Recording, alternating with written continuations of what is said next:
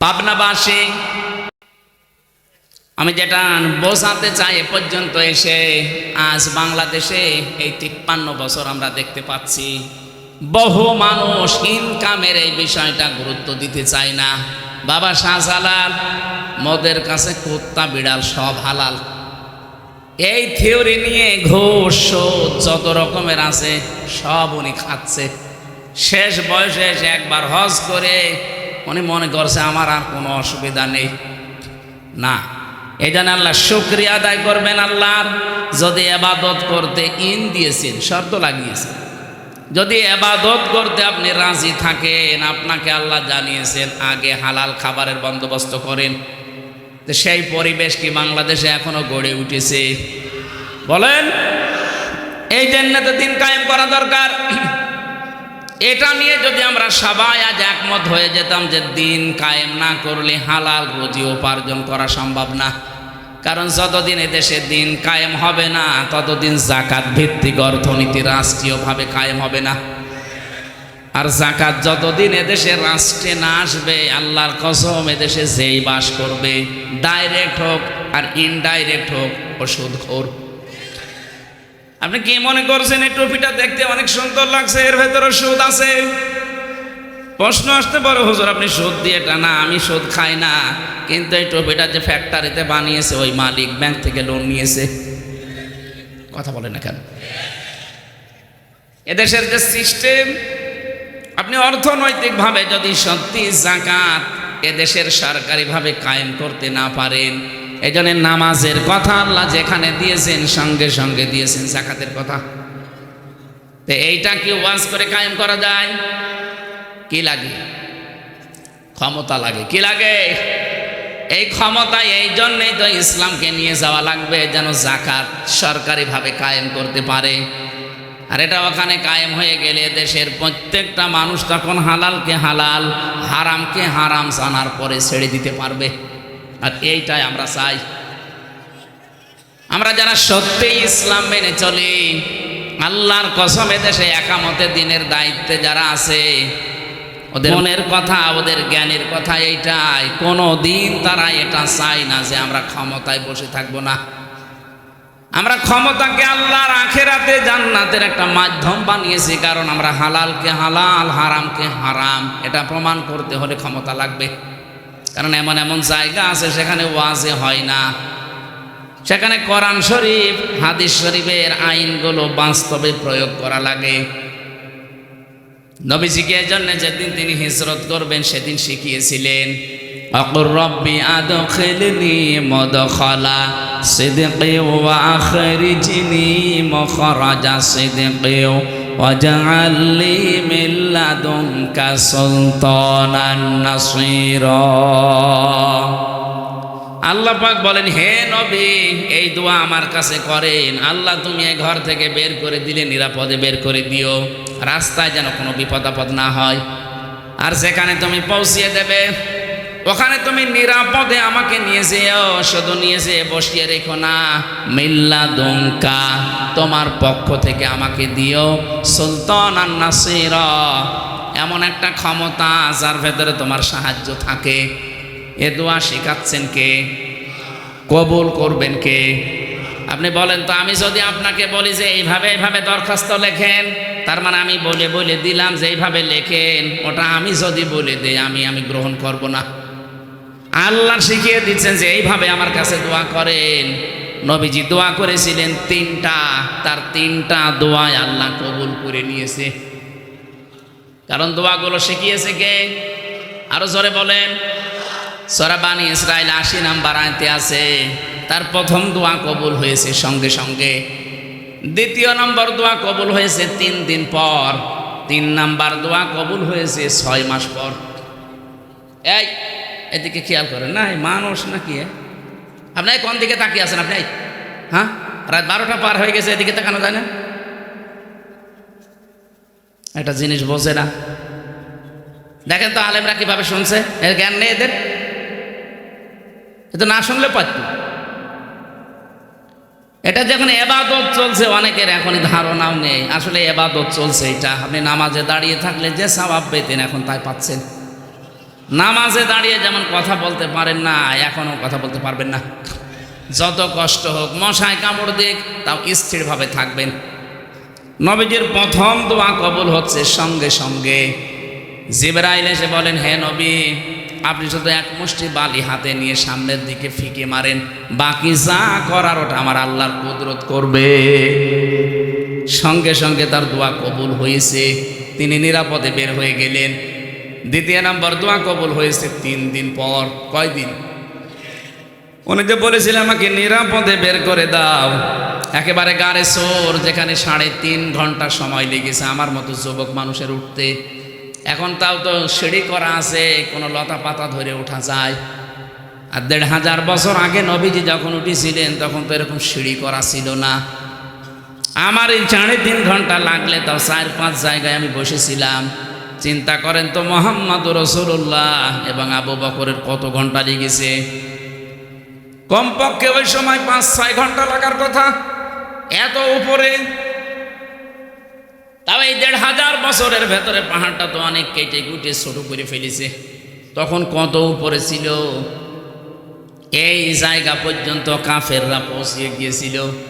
নবীজিকে আল্লাহ ওই জায়গা থেকেও বাঁচিয়েছিলেন। কবুতরে ডিম পেড়েছে, মাকড়সা জাল বুনিয়েছে, কাফেরদের চোখে আমার আল্লাহ পর্দা ফেলে দিয়েছিলেন। হযরতে আবু বকর ওই সময় পর্যন্ত চিন্তায় তিনি বলেছিলেন, হে নবী, আমরা তো মনে হয় ধরা পড়ে গেলাম। নবীজির ঈমান ওই সময় এত পাকা, এত পক্ত ছিল। নবীজি বললেন, লা তাহজান ইন্নাল্লাহা মা'ানা। কখনো না, আমরা 2 জন না, আমাদের সাথে আর একজন আছে। কে? আল্লাহ এই কথাটা শুনে এত বেশি খুশি হয়েছিলেন। রব্বুল আলামিন বলেন, সঙ্গে সঙ্গে আমি আল্লাহ তাকে বাঁচানোর যত পদ্ধতি সব আবিষ্কার করে দিয়েছি। ওই যে মাকড়সার জাল, কবুতরের ডিম পাড়া, ভেতরে যে সাপের কামড় থেকে আমার আল্লাহ মুক্ত করে থুথুর মাধ্যমে, থুথু মোবারকের মাধ্যমে বাঁচিয়ে দেওয়া, 3 দিনের ভেতরে আমার আল্লাহ এটা করেছিলেন।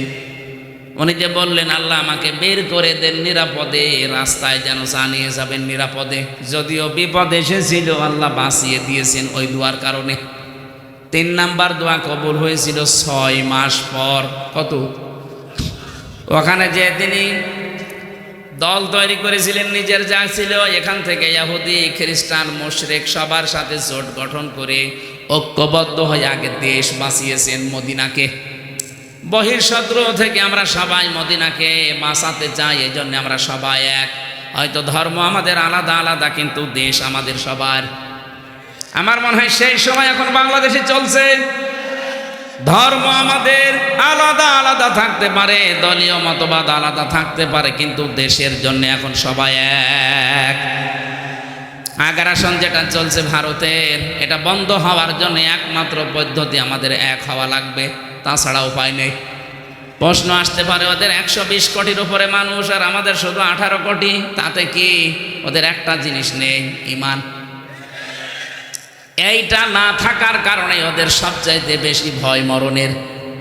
ওয়ালা তাজিদান্নাহুম আহরাসান নাসি আলা হায়াতি ওয়া মিনাল্লাযিনা আশরাকু।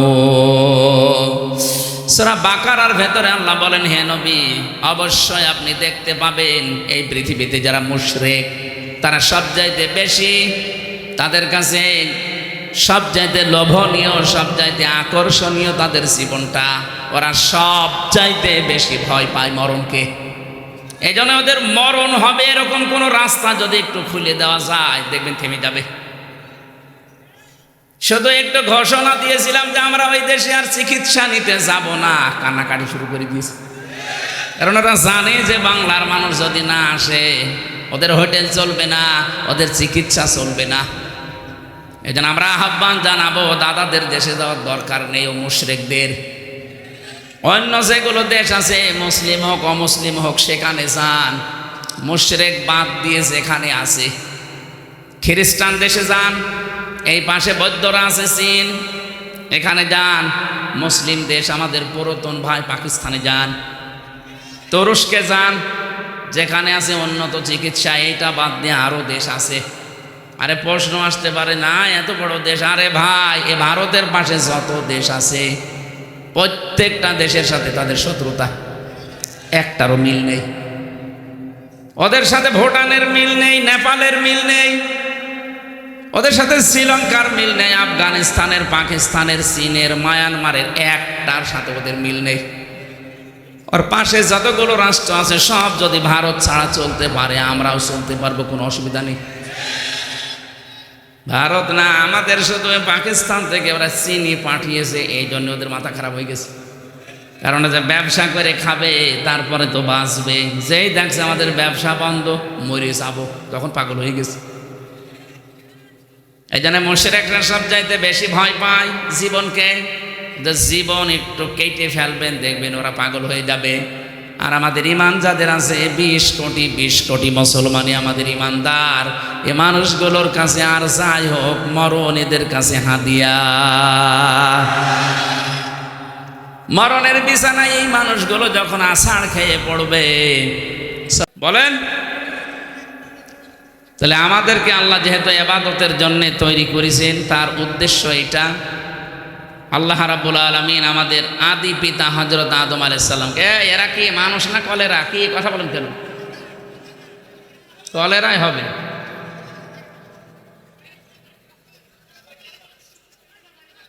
এই যে এই জায়গাটা ফাঁকা, এখানে কিছু মানুষ বসা যায় না, দেন এখানে কয়েকটা তুলে দেন। 15 মিনিট কথা বলবো, তার 10 মিনিট যদি ডিস্টার্বই করে। এই বসেন, তাড়াতাড়ি বসেন।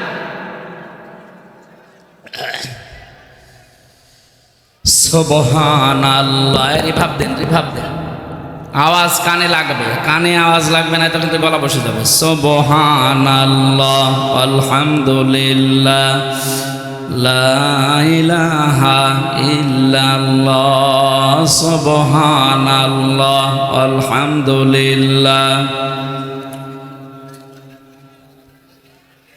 সুবহানাল্লাহ, আলহামদুলিল্লাহ, লা ইলাহা ইল্লাল্লাহ, লা ইলাহা ইল্লাল্লাহ, মুহাম্মাদুর রাসূলুল্লাহ। পাবনাবাসী, আমাদেরকে আল্লাহ যেহেতু ইবাদতের জন্য বানিয়েছেন, ইবাদতটা আগে আমাদের জানা লাগবে যে ইবাদতটা কি। কোরআনে কারিমে আল্লাহ পাক এই পৃথিবীতে ইবাদত যদি আমরা করতে রাজি থাকি তাহলে আমাদেরকে জানিয়েছেন যে আগে কয়েকটা কাজ করে নাও, তারপরে ইবাদত করো। ইন কুনতুম ইয়্যাহু তা'বুদুন, যদি তোমরা আল্লাহর ইবাদত করতে রাজি থাকো তাহলে তোমাদেরকে কয়েকটা কথা আগে জানিয়ে নেই। এই বসেন, দিলাম না, বসেন, খালি ডিস্টার্ব করে। ইয়া আইয়ুহাল্লাযীনা আমানু কুলু মিন তাজ্জিবাতি মা রাযাকনাকুম ওয়াশকুরু লিল্লাহ। সূরা বাকারার 172 নম্বর আয়াতে আছে, ইমানদারেরা আগে হালাল খাও। কুলু মিন তাজ্জিবাতি মা রাযাকনাকুম, তোমরা খাবে ওই রিজিক যেটা পবিত্র, স্বাস্থ্যসম্মত এবং রুচিশীল। শুধু খাবার হলেই, হালাল হলেই খাওয়া যাবে না। খাবার এবং হালাল এইটা হলেই সব জিনিস খাওয়া যায় না, ওটা রুচিশীল, স্বাস্থ্যসম্মত। কথা বলেন না কেন? এ পৃথিবী অনেক কিছু হালাল আছে আমাদের জন্যে, কিন্তু আমরা খাই না।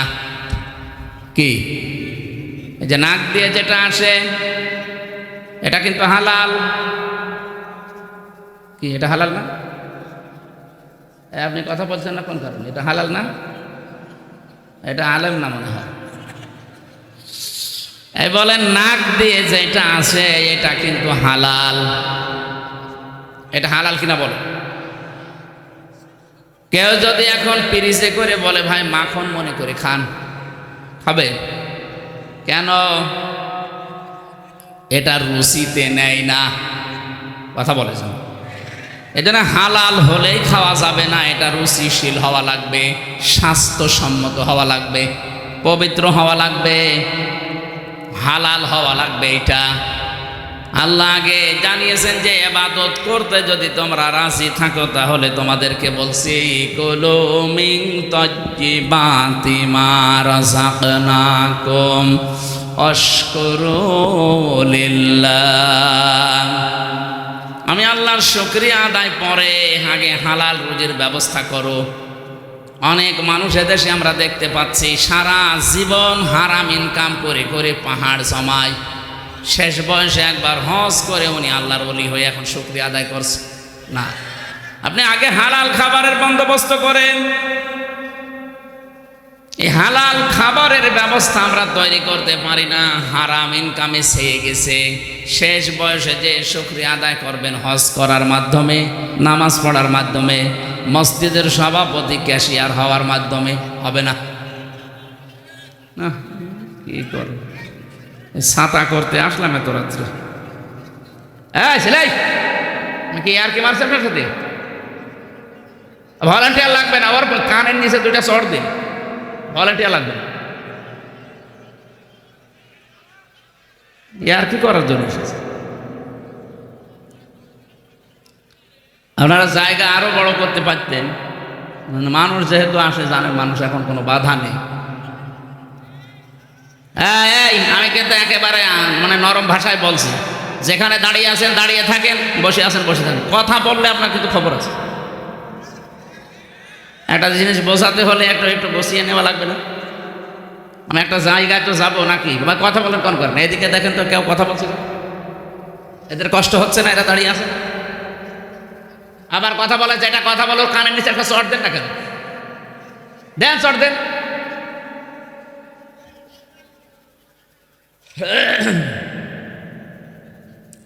আয়াত আল্লাহ পাক বলেন আল্লাযীনা তাতাওয়াফাহুমুল মালাইকাতু তাইয়্যিবিনা ইয়াকুলুনা সালামুন আলাইকুম উদখুলুল জান্নাতা বিমা কুনতুম তা'মালুন। এদেশের ইমানদার যাদের ইমান পবিত্র, যাদের ইমান, কথা বলা লাগবে। এই যে তাজ্জিবিনা শব্দটা এদের মাঝে আছে, এ তাজ্জিবিনা মানে শুধু পোশাকের পবিত্রতা না, শুধু দেহের পবিত্রতা না, পবিত্র হওয়ার জন্য অনেকগুলো জিনিসকে আপনার পবিত্র করা লাগবে। তার ভিতরে এক নম্বরে আপনার ইমানকে, আর ইমানকে পবিত্র করার সর্বোত্তম ঔষধ শিরিক মুক্ত হওয়া লাগবে। আমাদের দেশে শিরিক ছিল না, এখন নেই। ও জাতি শিরিক মুক্ত হওয়া লাগবে, এইটাই হচ্ছে পবিত্রতা। এটা বিশ্বাসের শিরিক। আমাদের ধর্মের ভেতরে অনেক শিরিক ঢুকে পড়েছে বিভিন্ন। এই শিরিক থেকে আমাদের আকীদা, আমাদের ঈমান, আমাদের বিশ্বাস, এগুলো থেকে যদি আমরা পবিত্র হতে পারি, বিছানায় যখনই পড়ে থাকবেন মরণের ফেরেশতা আসবে, একটা দুইটা না, মালাইকা বহু বছর এসে বলবে কোনো ভয় নেই, কোনো চিন্তা নেই। ইয়াকুলুনা সালামুন আলাইকুম উদখুলুল জান্নাহ, প্রবেশ করো ওই জান্নাতে শান্তির সাথে। বিমা কুনতুম তা'মালুন, তোমরা যা করতে তার বিনিময় এটা। এই জন্য ওদের 120 কোটি না 500 কোটি হলেও কোনো ভয় নেই। হযরতে খালিদ বিন ওয়ালিদকে মানুষ জিজ্ঞাসা করতো যে আপনি একা হাজার হাজার কাফেরের সামনে আপনি ঢুকে পড়েন, ভয় লাগে না? উনি বলেন আমি নবীজির কাছে শুনেছি ঈমান যাদের আছে এই মানুষগুলো জিন্দা, ঈমান যাদের নেই এগুলো মুর্দা। 1000 লাশ পড়ে আছে মুর্দা, আমি একটা জিন্দা মানুষ, আমি এখানে ঘুরে আসতে পারবো কিনা? কথা বলে না কেন? তা আমি যখন জিহাদের ময়দানে যাই, আমি যেহেতু ঈমান আছি, আমি জিন্দা, আমার সামনে যা দেখি কাফের ওগুলো মুর্দা। এই জন্য অস্ত্র একটা হাতে নিয়ে, ছুরি নিয়ে যদি একটা ঘোরণ মেরে ঘুরে আসি, আমি জানি যে সব তো মুর্দাও নড়তে পারবে না। আল্লাহ পাক আমার ইমানের ভেতরে এমন কিছু সেই সময় দিয়ে দেয়, আমি যেন এই বিশ্বাস নিয়ে যাচ্ছি যে আমি একাই জীবিত আর সব মরে গেছে। এই জন্য আমাদের 18 কোটি মানুষ, আমাদের ইমান শিরিক মুক্ত যদি সত্যি আমরা করতে পারি, ওরা আরো ভয় পাবে। ওরা এমনি এখন ভয়ে আছে। আমাদের এখন এই যে চট্টগ্রাম আর ঢাকার মাঝখানে ফেনী, এখানে একটু চিকন হয়ে গেছে, সরু। ওরা চাচ্ছে যে চট্টগ্রামটা নিতে পারলে এই রাস্তাটা বন্ধ করে দিলে ওই জায়গা ওদের হয়ে যাবে। আরে ভাই, আপনি কি যৌতুক নেবেন নাকি? মেয়ে তো আপনাকে আমরা দেইনি, মেয়ে তো পালিয়ে গেছে। আর পালানো মেয়ের আবার যৌতুক কিসের? পালিয়ে গেছে কিন্তু বিয়ে তো আমরা মানি না, কারণ মুসলমানের বিয়ে কোনো মুশরিকের সাথে জায়েজ নেই। এটা আমি বানালাম। সূরা বাকারা 2 নম্বর পারা 14 নম্বর পৃষ্ঠার 4 নম্বর লাইনের 221 নম্বর আয়াতে আছে, ওয়ালা তানকিহুল মুশরিকাতি হাত্তা ইউমিননা। এরপরে আছে ওয়ালা তানকিহুল মুশরিকিনা হাত্তা ইউমিনু। মুশরিক পুরুষকে অতক্ষণ পর্যন্ত বিয়ে করা মুসলিম নারীর জন্য জায়েজ নেই যতক্ষণ ওই লোকটা মুসলমান না হবে। আমার মেয়ে পালিয়ে গেছে ঠিক, কিন্তু সে তো হাসি। আপনি আপনার সাথে যে বিয়ে দেব, কি করে দেব? আপনি তো ফুল হাতা না,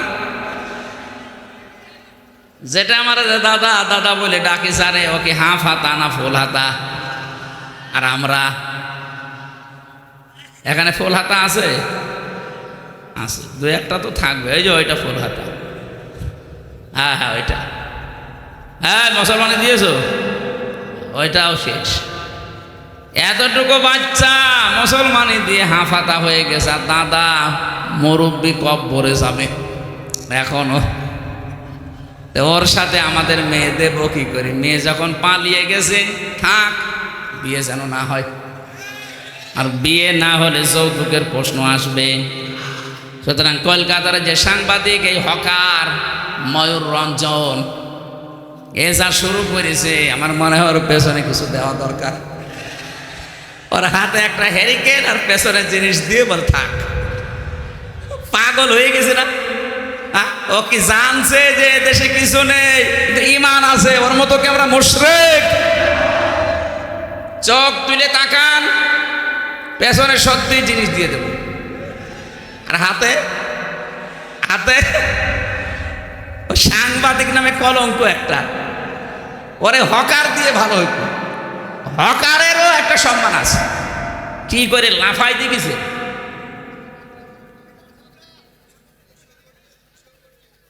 আমরা যেটা বোঝাতে চাচ্ছি, যেহেতু রেকর্ড হচ্ছে, এদেশে যদি একটা মুসলমানও বেঁচে থাকে 1 ইঞ্চি জায়গা ছাড়বেন না। কারণ 1 ইঞ্চি জায়গা আমার মায়ের চাইতে দামি আমার কাছে। কথা বলেন ঠিক কিনা? বিশ্বনবী যেমন 3-4টা গোত্রকে এক জায়গায়, 3টা আর উনি মিলে 4টা, একটা ইহুদি, একটা খ্রিস্টান, একটা মুশরিক, আর নিজে আউস, খাজরাজ, বনু কায়নুকা, এ সমস্ত গোত্রের সাথে নবীজি মিলে মদিনাকে আগে রক্ষা করার জন্য জোট করেছিলেন। আজও বাংলাদেশে অলরেডি এটা হয়ে গেছে, শুধু ওই 14 দল বাদ দিয়ে। আরো শয়তানরা এখন নেইও। ওই 14 দল বাদ দিয়ে বাকি দেশে যা আছে সবাই এখন ঐক্যবদ্ধ। আমরা সবাই এই দেশকে আগে বাঁচাতে চাই। দেশকে যখন বাঁচিয়ে ফেলবেন, তখন আল্লাহর বিধান এখানে কায়েম হবে। নবীজি যেমন বলেছিলেন, খায়রুল কুরুনি করনি, আমার যুগ শ্রেষ্ঠ যুগ। আমরাও বলতে পারবো এই আমার দেশ শ্রেষ্ঠ দেশ। যেটা দিয়ে বলা যায় তার নাম কি? আরো জোরে বলেন। এজন্য কোরআনে কারীমের বিধান কায়েম হওয়ার আগ পর্যন্ত এদেশে সুদ থেকে মুক্ত হওয়া 100% সম্ভব না। ঘুষ থেকে আপনি বাঁচতে 100% পারবেন না। কত মানুষ এজন্য দেখি হারামি খারাপি কাজ করে করে শেষ বয়সে এসে বলে আমি ভালো হয়ে গেলাম। আপনাকে আল্লাহ ভালো হতে দেবে না। এজন্য এক্ষুনি খারাপ কাজ ছাড়া লাগবে, এক্ষুনি। যে যেখানে আছেন, রেকর্ডের এই শুনতে পাচ্ছেন, এই ভিডিও দেখতে পাচ্ছেন লাইভে, এক্ষুনি। কখন? আরো জোরে বলেন, এক্ষুনি। আপনি আগে হারাম কাজ ছাড়েন, আগে অবৈধ ইনকাম বন্ধ করেন। আরে ভাই, অবৈধ ইনকাম করলে পরিণতি কি হয় আপনি আগস্টের 5 তারিখে দেখতে পারলেন না? ইয়ামহাকুল্লাহুর রিবা ওয়া ইউরবিস সাদাকাত। আল্লাহ বলেন সুদ ধ্বংস করি, আর ব্যবসাকে, সাদাকাকে আমি আল্লাহ জাকাতকে বৃদ্ধি করি। আল্লাহ যে ধ্বংস করে অবৈধ ইনকাম আপনি কিন্তু দেখেছেন। এই সালমান এফ রহমানের দরবেশের কত টাকা কি হয়েছে, এখন মাটিতে শুয়ে থাকা লাগছে। কথা বলেন না কেন? 8 কোটি 10 কোটি 15 কোটি এত টাকা দামের গাড়ি আমি ঢাকায় পড়ে থাকতে দেখেছি। কেউ পরিচয় দিয়ে বলবে যে আমার, সে সাহস নেই। 15 কোটি টাকা দিয়ে যে লোকটা একটা গাড়ি কিনতে পারে, আপনি বলেন কি অবস্থা তার? কি হয়েছে টাকা? বাবা শাহজালাল সব হালাল করে নিয়েছিলেন, একটাও টিকাতে পারলেন না। যেন আমরা যেন আর সামনে পাগলামি না করি। কার জন্য কি করবেন? দুনিয়ার জীবন তো একটা ধোঁকা। আল্লাহর কসম, আল্লাহ বারবার এটা আমাদেরকে সতর্ক করছেন। অমাল হায়াতুদ দুনিয়া ইল্লা মাতাউল গুরুর। ও পৃথিবীর মানুষেরা, দুনিয়ার জীবন কিন্তু ধোঁকা। কি বলেন বলেন? আমার স্ত্রী আমার জন্য ধোঁকা। হ্যাঁ, ওকে আমি ভালোবাসি, কিন্তু আমার ওর ভালোবাসা আমার প্রতি এই জন্যে যে আমি আখেরাত ওকে ভালোবেসে তৈরি করে নিতে চাই। আমার সন্তানাদের আমি ভালোবাসি, কিন্তু এই জন্যে বাসি যে এদের দ্বারা আমার আখেরাত যেন আমি তৈরি করে নিতে পারি। আমার মা বাবাকে আমি ভালোবাসি, কিন্তু মা বাবার ভালোবাসা আমার এই জন্যে যেন এদের ভালোবাসার মাধ্যমে আমার আখেরাত তৈরি হয়। এখন যদি দেখি যে এরাই আমার আখেরাতের পথের কাঁটা, তে ওইরকম মা বাবাকে আমি মানি না, ওরকম স্ত্রীকে আমি মানি না। এই কথা বলছেন এখন? আপনার যত ভালোবাসার লোক হোক, আল্লাহ গুরুর বলেছে এমনি না। আজকে যদি আপনি মারা যান, আর আমরা যদি বলি যে আপনার স্বামী মারা গেছে, আপনি যে খাটের উপরে থাকেন নিচে তার কবর দিয়ে দেব, আপনার কেমন লাগবে? ও বলবে দরকার নেই, আগে গোরস্থানে নিয়ে যান। এখনই যদি এই কথা বলে, এখানে যারাই আমরা বসে আছি 100 বছর পরে এখানে আর কেউ থাকবেন? সবাই আমরা মাটির নিচে।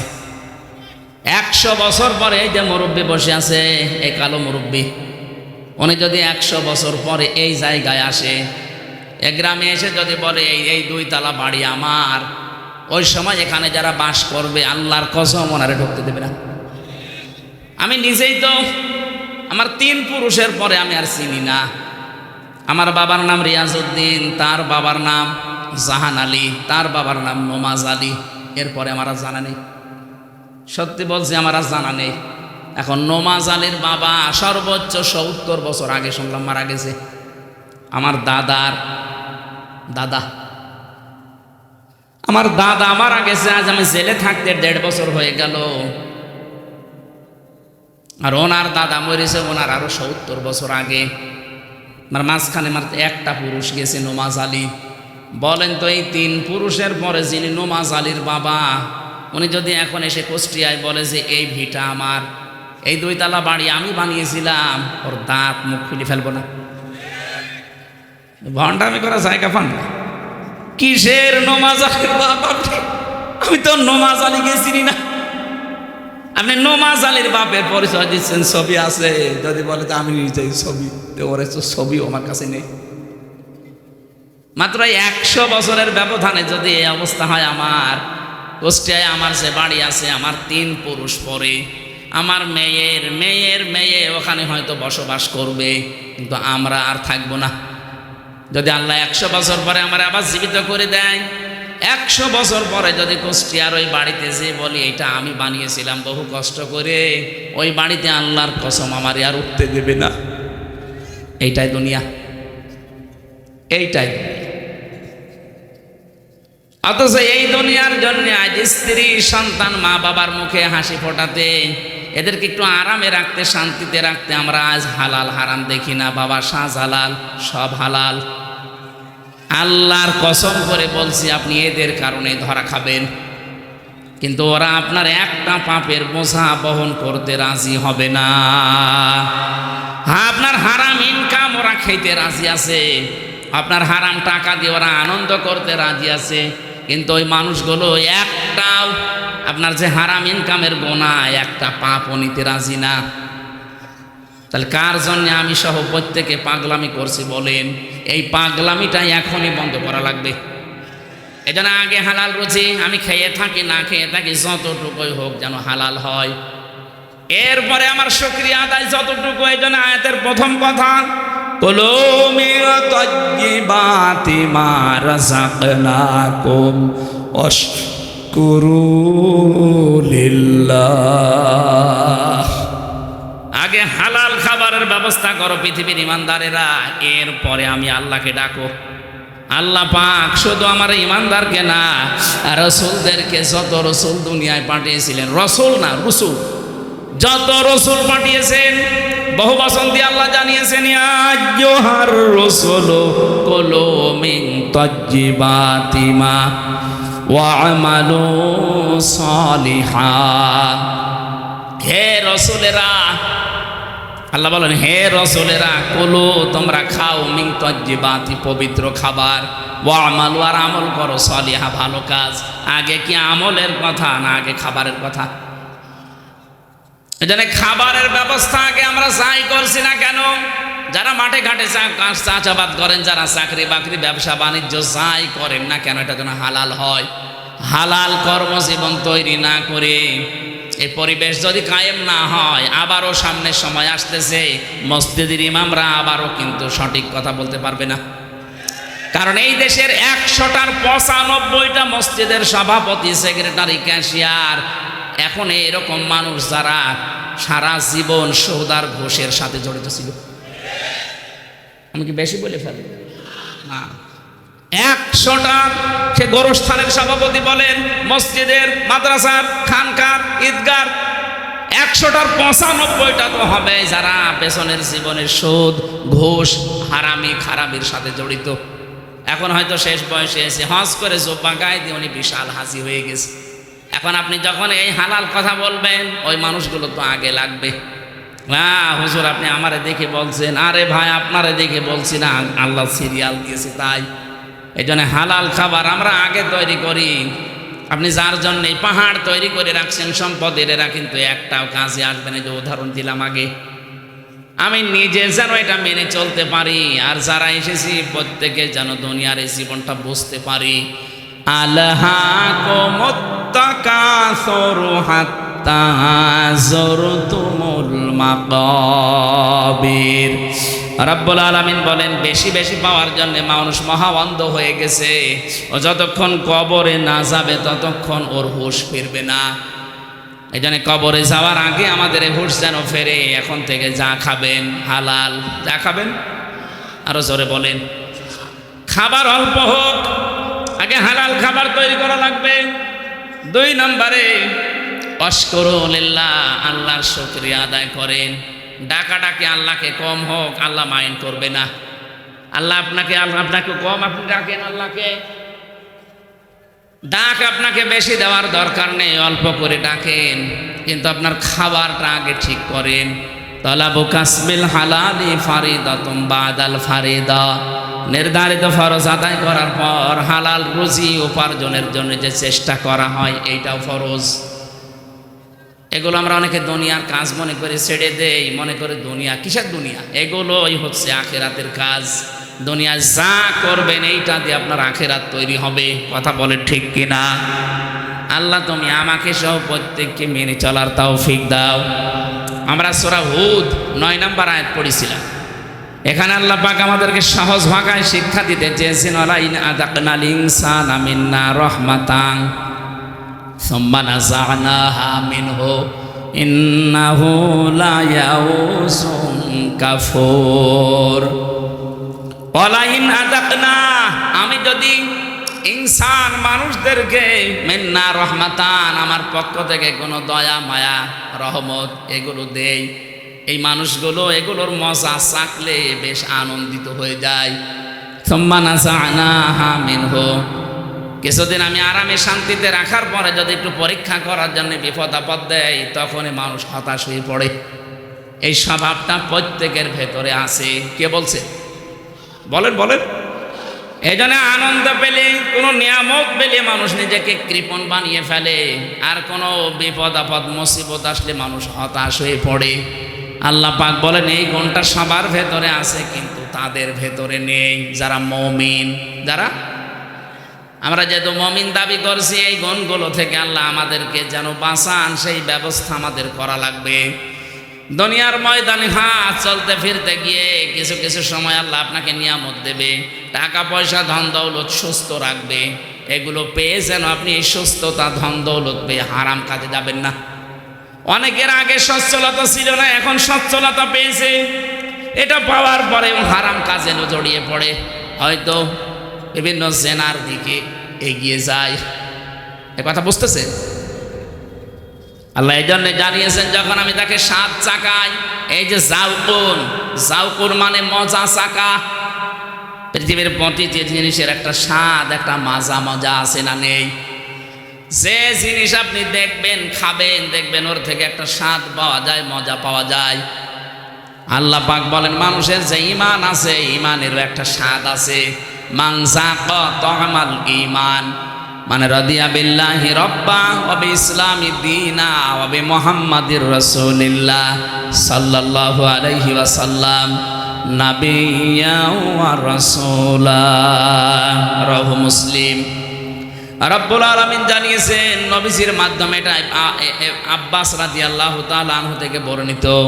নবীজির চাচা বলেন, ওই লোকটা ঈমানের স্বাদ পেয়েছে যে আল্লাহকে রব পেয়ে খুশি আছে।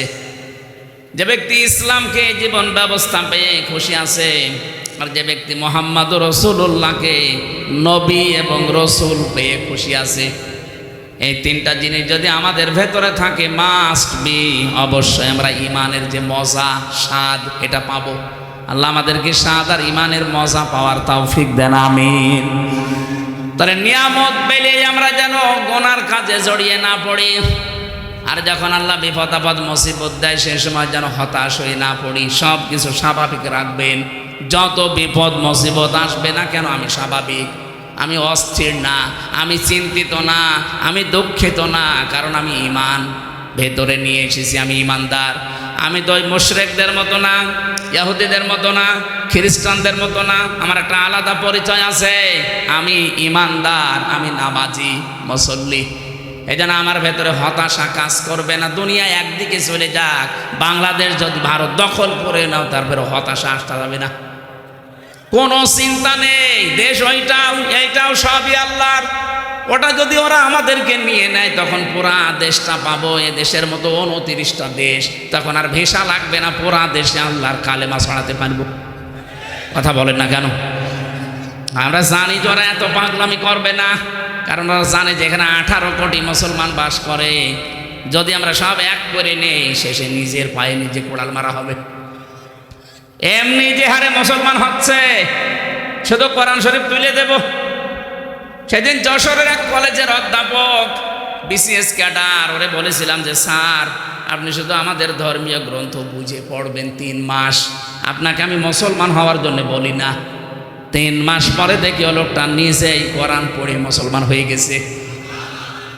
একজনের দাদারা যে ষড়যন্ত্রের জাল বুনিয়েছেন, যে জাল পাততেছেন, বন্ধ করেন, নাই তো নিজেরাই দেখবেন কখন অজান্তে মুসলমান হয়ে গেছেন। কয়জনকে ঠেকাবেন আপনি? আমি 17, 18, 19, 20 এই 4 বছর ভারতের বহু রাজ্যে ঘুরেছি, যেখানেই গেছি কম বেশি মুসলমান হয়ে গেছে। আরে ভাই, সময় তো পাচ্ছি না এখন যেতে। যখন এক হয়ে যাব, তখন তার ভিসা লাগবে না, দাদার আর বর্ডারে বাধাও দেবে না। সবই এক দেশ, এক এক প্রদেশে যাব, একবারে 5,000 মুসলমান হয়ে যাবে। নেট ঠেকা এবার। আমি জানি দাদারা এই পাগলামি করবে না, কিন্তু ভয় দেখাচ্ছে। ওরা ভয় দেখালেও আমরা যেন ভয় না পাই, আমরা স্বাভাবিক। আমরা আল্লাহ আমাদেরকে এই মাঝে মাঝে নিয়ামত দেবে, মাঝে মাঝে পরীক্ষা করবে। আমরা যেন হতাশ হয়ে না পড়ি। এই কারণে আল্লাহ আমাদের পরীক্ষায় উত্তীর্ণ হওয়ার তৌফিক দিন, আমিন। আমি আজকে আর চালাতে পারছি না, তো আর একটা আছে, আজ 5টা চলছে। আমার তো আবার বেঁচে থাকা লাগবে, তারপরও আপনাদের কথা রাখতে গিয়ে আমার বাড়িতেও রাগারাগি করছে ম্যাডামে। আমার বাবা মাও আজকে খুব গরম দিয়েছে, বলছে এটাই করে বেড়াও, তোমার আর দরকার নেই আমাদের। যে বাবা আমারও হক আদায় করতে পারছি না, ম্যাডামেরও হক আদায় করতে পারছি না। ম্যাডামও আজকে খুব গরম দিয়েছে। আজকে স্বেচ্ছাসেবকরা ব্যাগ নিয়ে যাচ্ছে কবরস্থানের জন্য। এখন কালেকশন হয় এত রাতে। আপনারা টাকা পয়সা যারা এনেছেন, আমি আশা করছি আপনারা দিয়েছেন, দেয়নি এরা। আবার কবার মানুষ কালেকশন করে। যারা একেবারে আর দেননি তারা দিয়ে দেবেন ভাই। আমরা আর চালাতে পারলাম না, এখন বাজে 12টা 40, আর 20 মিনিট আছে, ওখানে যেয়ে আবার 20 মিনিটে একটাই ওঠা লাগবে। আল্লাহুম্মা আমিন। আল্লাহুম্মা রব্বির হামহুমা কামা রব্বায়ানি সাগীরা। আল্লাহ তাআলা এই বিশাল খেদমতে যারা আঞ্জাম দিল কোরআনের প্রচারে, এলাকার মানুষগুলোকে কোরআনের জন্য তুমি কবুল করে নাও। প্রায় 1-1.5 কিলোমিটার এরা সাজিয়েছে, নিজেদের বাড়ি ঘর এরা তো সুন্দর করে সাজায় না। কোরআনে কারিমের জন্য যারা এত কষ্ট করেছে, এত বিউটিফাই করেছে, এদের জীবন তুমি বিউটিফাই করে দাও। যত মানুষ গোরস্থানে ঘুমিয়ে আছে, আল্লাহ গোরস্থানের মানুষগুলোকে তুমি জান্নাত দিয়ে দাও। আল্লাহ আমাদেরকে তুমি নিয়ামত দিয়ে পরীক্ষা করবা, বিপদে ফেলেও পরীক্ষা করবা। যে অবস্থায় থাকি না কেন, সর্ব অবস্থায় যেন বলতে পারি ইন্না লিল্লাহি ওয়া ইন্না ইলাইহি রাজিউন। আল্লাহ তাআলা এই মাহফিলের সভাপতি, সেক্রেটারি, মোতাওয়াল্লি কমিটি যারা আছে এদেরকে কবুল করো। রাত 12:40-45 বাজে, এত রাত পর্যন্ত যারা কোরআনের জন্য বসে আছে, আল্লাহ তুমি ওমরের মতো হেদায়েত দিয়ে দাও। আমার কণ্ঠ মারাত্মক ব্যথা, কথা বললে যেন ব্যথা শুরু হয়। আল্লাহ আমি তোমার কাছে মুক্তি চাই, এ রোগ থেকে আমাকে আগের অবস্থায় ফিরিয়ে দাও। আগামীতে এই মাহফিলটা কোরআনের জন্য আরো বড় করে কবুল করে নাও। শহীদ মাওলানা মতিয়ার রহমান নিজামী ঘুমিয়ে আছে এই মাটিতে, আল্লাহ তুমি কবরটা জান্নাত বানিয়ে দাও। শহীদ মাওলানা আব্দুস সোবহান ঘুমিয়ে আছে পাবনার মাটিতে, আল্লাহ তাকেও মাফ করে দাও। 2024-এ যত মানুষ শহীদ হয়েছে এই দেশের জন্য, ছাত্র ছাত্রী ভাই বোনদেরকে শাহাদতের মর্যাদা দাও। অসুস্থ হয়ে আছে যারা, শেফায়ে কামেলা আজেলা দাও। রব্বুল আলামিন আমাদের মনে যার যে কামনা বাসনা আছে, আমাদের জায়েজ আশাগুলো পূরণ করে দাও। বারাকাল্লাহু লানা ওয়া লাকুম ফিল কোরআনিল আযীম। মরণ আসলেই যেন পড়তে পারি লা ইলাহা ইল্লাল্লাহু মুহাম্মাদুর রাসূলুল্লাহ। আমার গাড়ি আছে, গেটে আছে মনে হয়।